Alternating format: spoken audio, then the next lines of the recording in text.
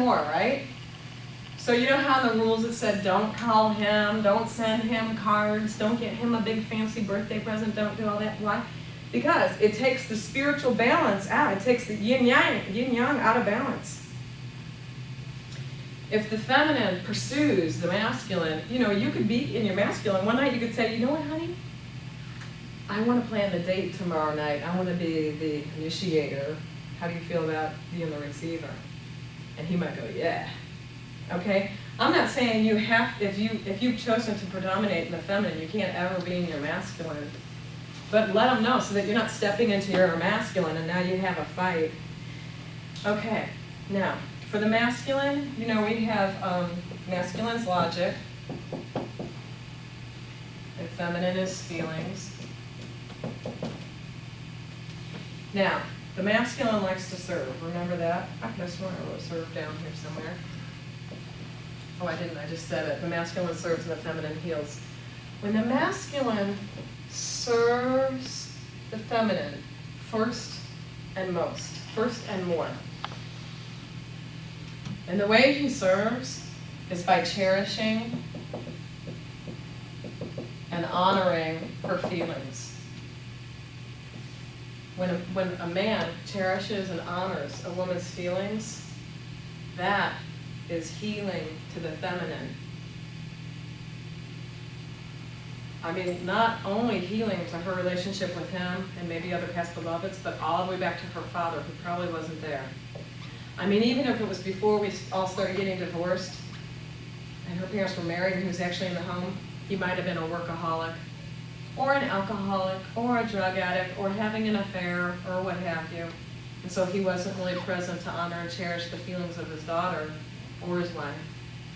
So for the feminine, it heals. It heals the feminine to be cherished and honored by the masculine. Now she feels so good. The way that the feminine heals, where's logic? I can't believe I'm here, here it is. The way that the feminine heals the masculine is after he's served first and more, she respects,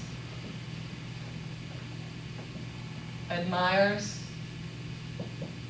and feels filled with gratitude for him. When a woman respects, admires, and feels grateful to her man, or to the masculine, because it could be a man, respecting and admiring the brilliant ideas, who this person is, that's healing to the masculine.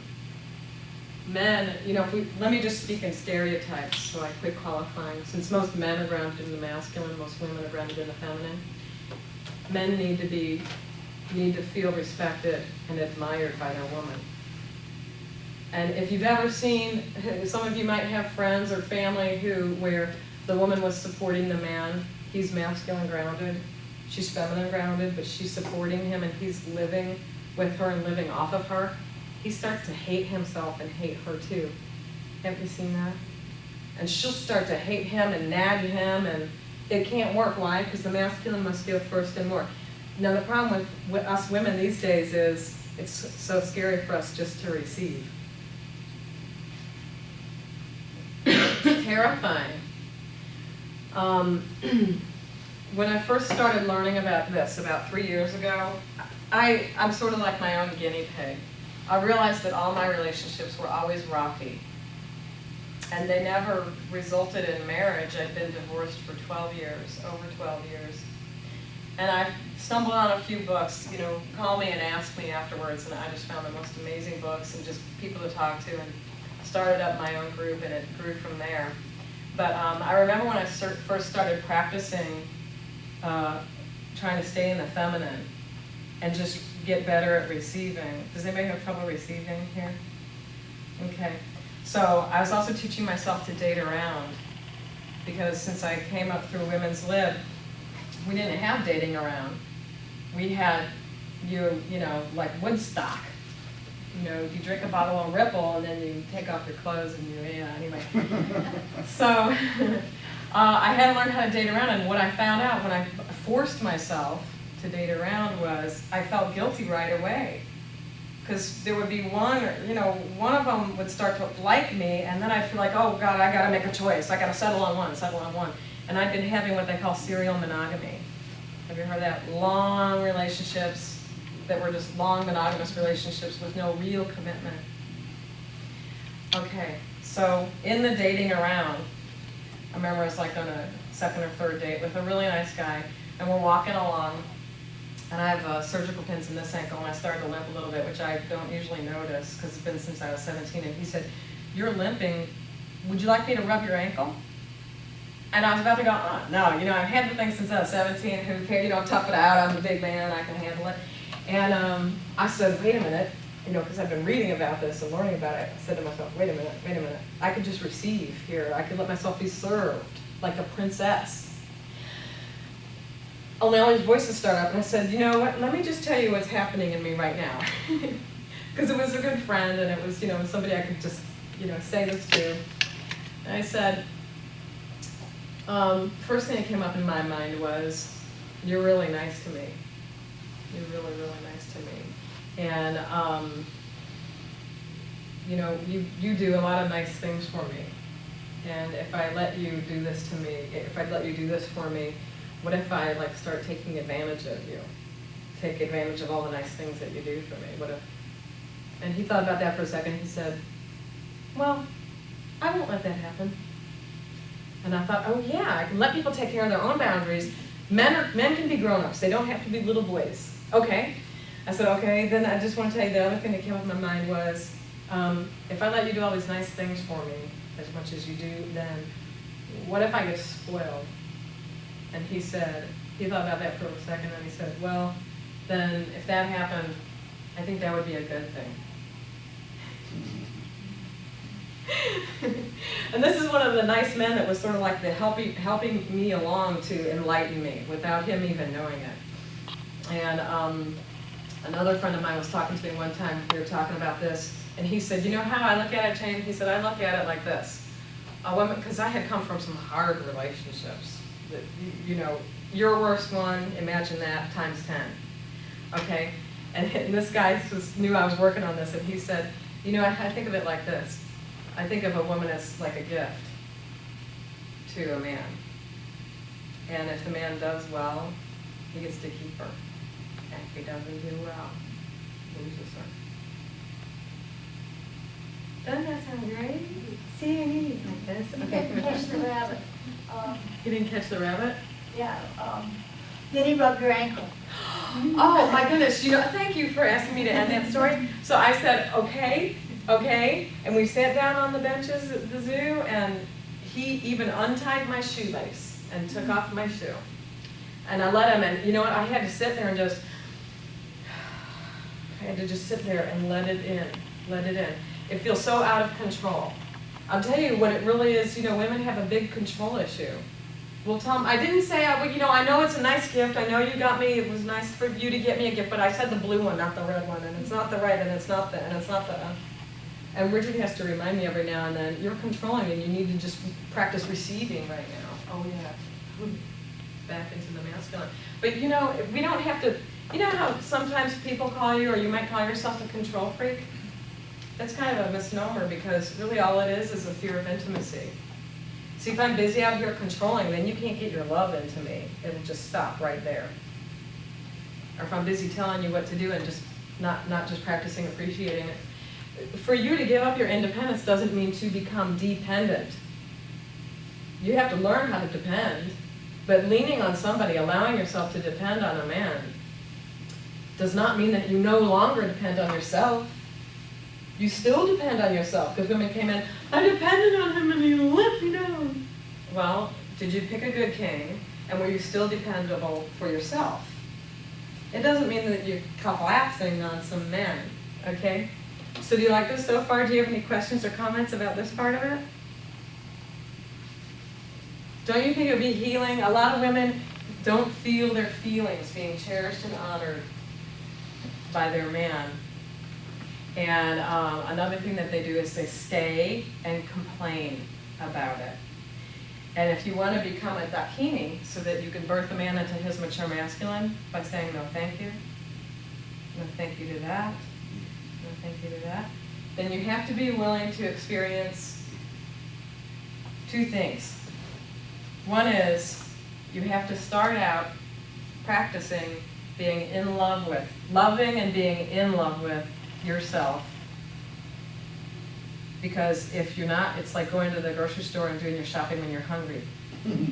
And you're going to do like I do. You're going to pick out sardines and tomato sauce. I don't know why whenever I go there hungry, I get sardines and tomato sauce. I don't really like those things, but I'm hungry, and so I pick things up that, really, sardines and tomato sauce, isn't that weird? I wanted to ask you, Jane, on this masculine-feminine relationship, how would it, could it come into play with sister-brother, a mother-son? I mean, not just a beloved relationship. Mm-hmm. Absolutely. In fact, I think you can practice being in your feminine. If you want to experiment with that side, or practice being in your masculine with anybody in your life. So say for a mother, say if you're a nagger, Karen's not a nagger, but say if your tendency is to nag, well, that's not grounded in the power of the feminine, which says, you know, I love you and I trust you and do whatever you're going to do, and that doesn't work for me. And when we're in the strong feminine, instead of having expectations for others, which is controlling, we have standards for self. My standard for me is blah, blah, blah, and that in particular won't work. So yeah, I think it works for brothers, sisters, everybody. Yeah, if you all come around, sometimes in the women's group I teach the law of reversed effect, which is pulling back into the feminine. When you're in the law of reversed effect and you're pushing for what you want, you push it away a lot of times. So sometimes we have to be aware of the feminine energies to pull it. For men too, in business too. So the reason why the first thing you have to be aware of is loving yourself and being in love with yourself is so that it's okay for you to be on your own. Okay? Because if you go into a relationship hungry, you're going to pick a man who's sardines and tomato sauce. Okay? And also, you're going to keep him a little boy. And us women are famous for falling in love with a man's potential. And then waiting and hoping that he'll change, and that's exactly how we keep him stuck. We are the lid on the box. We're the box. Okay? But if you are willing to be all on your own, all alone, just you in the world, and you don't have to have that beloved relationship because you're so in love with yourself, you love yourself, and you got your good friends, and you got your women's group, and you got your stuff that feeds your soul. Then if a beloved comes along, it's icing on the cake, and you won't be all surprised when he starts giving to you because you've been giving to you. Okay? I start every day with a meditation and herbal bath and candles and music, and it's just my way of saying I love you to me, that I start each day that way. That's about 360 days a year. There's only like maybe a handful of days that I miss doing that because of something or other. So the first thing is you have to be willing to be Dakini, to birth man into his mature masculine. You have to be able to be on your own and open. Not on your own like a fierce warrior, or nobody's going to hurt me ever again, but you're on your own in a powerful way and an in-love way, in love with yourself way. And we do experiment sometimes in the Wednesday night women's Live Sucks group at my place. I'll pass these around while I'm talking about it. We talk about what would be risky for you to be more in the feminine, and sometimes it's just painting their nails. I had one client who was so polarized into the masculine. She was so taking care of herself that she looked very masculine and her demeanor was very masculine, and she was just like I was. I was such a tomboy and so masculine. And she had to start one nail at a time. She could do one nail a week. And then she finally got up to all 10 and did her toes and everything. And then she went, you know, way into experimenting with. There's strength in the feminine. There's so much power. When you are willing to say, oh, I never got to the second thing. So you guys remind me though if I forget something. When you are willing to say, you know, when a man finally shows up and he's handsome and successful and he's wonderful in a gazillion ways, and we just want to go, yeah! this is the one. My biological time clock's ticking. I need babies. Let's get, yes, yes. She goes into the yes, the masculine. Then she keeps him a little boy. Now, every man can be birthed into the mature masculine, where he won't. You guys know I'm not talking about you. These are guys you know. Don't you know some guys and they act like little boys and they treat their women mean and stuff like that? The women put up with it, don't they? Okay, but they can't be birthed into the mature masculine. It's just the woman has to be willing to say, no, thank you. And this is big enough to where it won't work. Because maybe he's doing some smoking pot or he hasn't finished seeing his ex-girlfriend or something like that. And she has to think enough of herself to be willing to say, you're lovely, and I would love to be with you, but no thank you. And then the second thing, aside from being able to be on her own, I'm okay, me, myself, and I, is she has to be willing to go through the guilt and anxiety that come from saying the no. And moms have to practice that too. Because you know how hard it is to say no to your children sometimes, like your heart is breaking. You feel like you're dying inside sometimes. Have you guys ever had that, saying no to your kids? Or if you don't go over and rescue your boyfriend or call him just because you were feeling kind of lonely, he must feel lonely, you don't want him to hurt, so you call him up. Or it'd be nice to have a nice card and a beautiful gift on Valentine's Day because that's what you'd like, so that's what you give him. Women give to the men what they need. Men don't need that. That actually can push them away because now the moon is trying to give to the sun. Okay, you get that. This is for men too in business. I love to tell this story that Richard told me way back in the beginning when we very first, I'm going to erase this mess, when we very first started dating. He was trying very beautifully to understand that why a woman in the 90s wasn't, this acting in the typical sexually liberated way that a woman does. And then I said, my sacred space, I will be happy to share with the man who knows he wants to spend his life with me. His life. And I don't mean just, I'll marry you one day. It means a date set, an engagement, a proposal, all that stuff. Okay, so Richard's a really wonderful man. This was really hard to do because I was afraid that I would lose him and we wouldn't get to be together, only I knew because I'd screwed it up enough of times in the past to where it was going to be a very high relationship, very conscious, very based on love and commitment and spaciousness and boundaries, that I had to take care of me and I had to be okay losing the option to have that relationship. And so he was very patient, and he called up one morning, and he said, I got to tell you this story. Do you have a minute? Listen to this.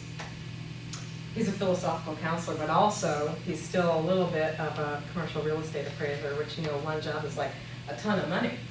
So, well, it's a ton to me, okay? So he said, this man called up, and he said, I need you to do a job. I want you to appraise a shopping center, and we need to start right away and get on it, and here's the address, and go. And Richard said, well, he's a wise businessman, he's been in business for a long time, and he says, well, I'll fax over the letter of engagement. It's an engagement letter, that's the name of the contract. It's called an engagement letter, isn't that funny? And once you return that with the retainer fee, which is like an engagement ring, and the date, then I'll start work. I'll put out, in other words. And the man was in his immature masculine, and he starts getting all irate. I need this done right away, and you have to start work right away, and what, don't you trust me? And have you ever had a man say, don't you trust me? Come on, get into bed with me. Don't you trust me? I'll marry you one day, or I'll make that commitment with you one day. Right, the guys are even laughing. And Richard said, no, that's my policy. If you want me to, do work for you, you have to sign the letter of engagement, and you have to pay the deposit, which is half the amount up front.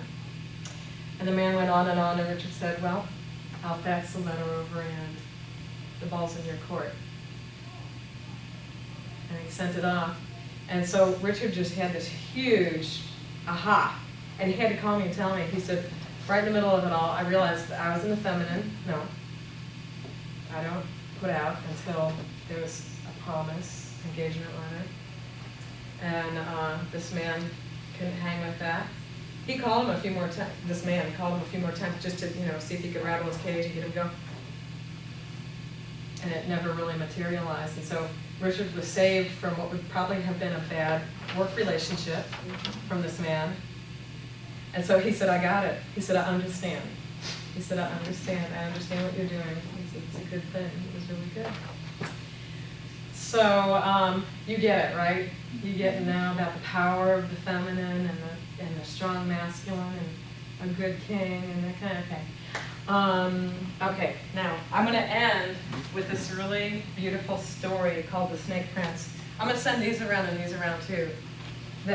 What you got there is an article from the this month's networking newspaper, and I put the little invitation. See this? Can I grab this for a second? Right up here in italics, really small print, it says you're invited. I just added that onto this so that you all would know you're invited over to my place Wednesday night. It's very, very fun. And we talk about anything and everything in that group. That group is not limited to relationship issues. Anything that's up for the women we talk about. And there's usually a lot of laughing, and sometimes there's crying, and no subjects taboo. And so you're all invited to that. And the only other thing I have up here, oh, you know what? I'm going to send around my sign-up sheet in case you want to be on our mailing list. You can just put your name and address on there. And also, if you want, I brought a few of the Keys to Wealth and Abundance tapes, which are some really cool tapes from a seminar I did on manifesting abundance, because I want y'all to be rich. Go ahead, Karen. Also, in a relationship, men and women, not in a homosexual way, but just sisters, daughters, friends, where there are all confrontational issues, but yet you really are friends, and you really are good sisters, and you really are a good mother-daughter, or whatever. Is it because the masculine, feminine traits are at hand and causing the problems? I think any conflict, if you can just raise your awareness on, have I gone masculine or feminine here? Like, let's say that you're having a conflict with somebody, and you suddenly notice, wow, she's way in her masculine. Huh. Now, if you go more masculine, you're going to have a battle. So you can actually ask yourself to pull into feminine. And you might even stop whatever you're doing, because masculine is usually if we say, you, and we start giving directions and telling them what we want, need, and desire. If you went more feminine and just said, you know what, I'm feeling so sad and overwhelmed that we're fighting. I'm really hurt and angry. And you went more feminine, then you could actually de-escalate the fight. Or let's say they're way masculine, and you go into feminine nurturing. Oh, I can really see your pain. I really see you're hurting. I really see you're angry. Let me just listen, and you just let it out. And one goes feminine. I know if Richard and I get into a war, we sit down and do talking stick, and when you're doing talking stick, whoever's got the stick is talking, and the other person is in the feminine. They're just making space and listening. They're just listening. And then we switch. And I talk and he goes feminine. So I think you can facilitate any relationship. Friends, families, you could be in an argument with the bank teller and facilitate it by choosing up. Just see whichever one there and you can balance it. Now some people, I have another seminar called the Enneagram. You guys should come next time I'm doing it. Some people are a type on the Enneagram where they're just a warrior type and they won't respect you unless you fight them. But so it's a whole other seminar. So sometimes they're in the strong masculine, sometimes you have to stand up and go toe to toe with them. So you'll know because you'll use your intuition. So, okay, here's the story of the Snake Prince. I love this story because it tells the whole seminar that I just gave you in one story, okay? There was a king, and he had 2 sons, and the younger prince was in love and wanted to marry, and the custom was in those days that the eldest must marry first. So the king sent out a proclamation through the village that said, and invited all the young women to come and marry the prince. What it didn't say was that he had a curse on him and he was a huge serpent living up in the towers of the castle. So the young women thought, money, prestige, new clothes, I'll be a princess. I'll be married, everyone wants to be married. I'm going. And they all lined up. And one by one, they were shown into his chambers because the custom was the wedding night was before the wedding day. And they would be shown in, and the door would shut, and here would come the snake prince, slithering out of the darkness. And he would stand up huge and tall, and he would say, "Take off your shirts."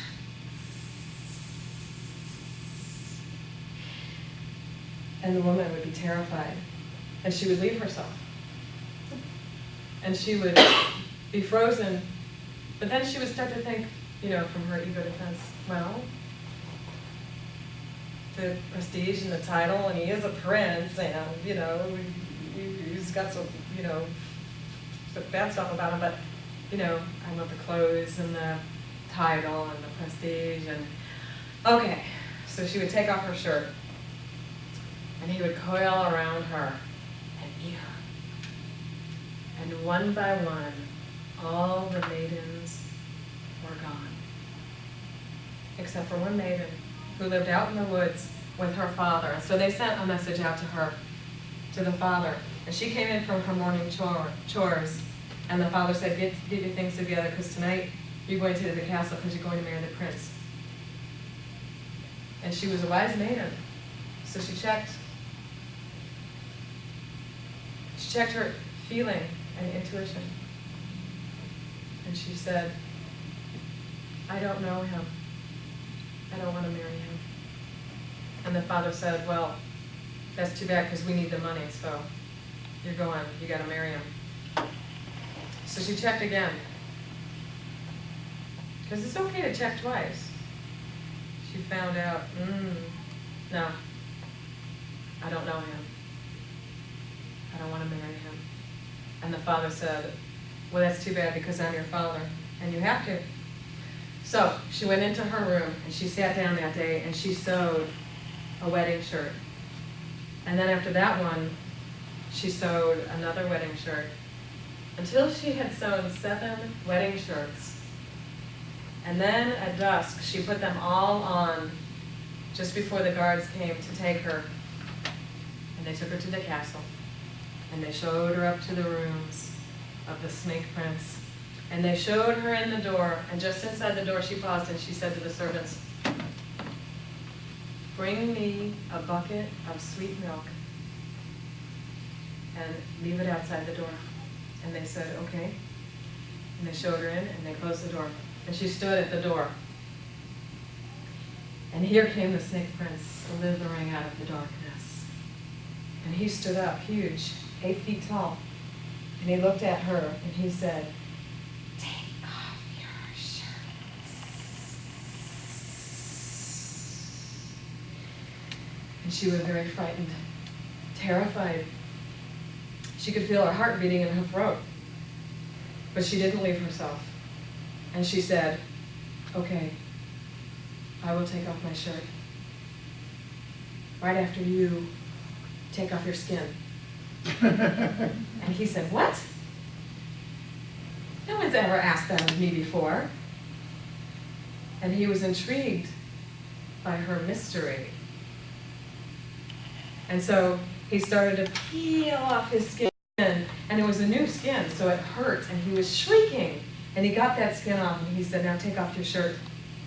And so she took off the shirt, and he saw under it another shirt, and he said, take off that shirt.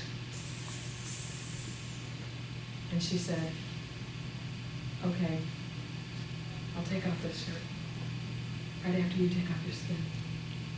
And he said, what? No one has ever asked that of me before. And he was even more intrigued. And he was a little bit invested because he'd already gone through some pain for her. And she seemed even more mysterious and courageous. And so he started to peel off the next skin. And it was an even newer skin, so it was even more painful. So he's shrieking even louder. And he finally gets that off. And she's feeling, she's seeing him peeling. He's shrieking, he's going through. But she stays in the door. She stays strong. So she takes off the next shirt. He sees the other shirt. They go like that until she's down to her last shirt. And he says, take off that shirt. And now she's going on faith because she knows that it's her last shirt. But she feels strangely moved by him because he's gone through so much for her. And she says, okay, I'll take off this shirt. Right after you take off that skin. And he says, what? No one in my life has ever asked this much of me before, ever. And he was so intrigued and so moved by her courage and so committed because he's already invested. And he starts to peel off what turns out to be the very last skin. So he's shrieking. It's so painful. And he gets that skin off and he collapses onto the floor, a heap of white pulp. And she reaches outside the door and she gets the bucket of sweet milk and she brings it in. And she puts him in the bucket and she starts to scrub him. And while she's scrubbing him in the sweet milk, she feels so moved by his sacrifice for her. And a tear of compassion falls from her eye and hits his body. And when it does, he is transformed. The curse is lifted, and he is turned back into his former self, the beautiful prince.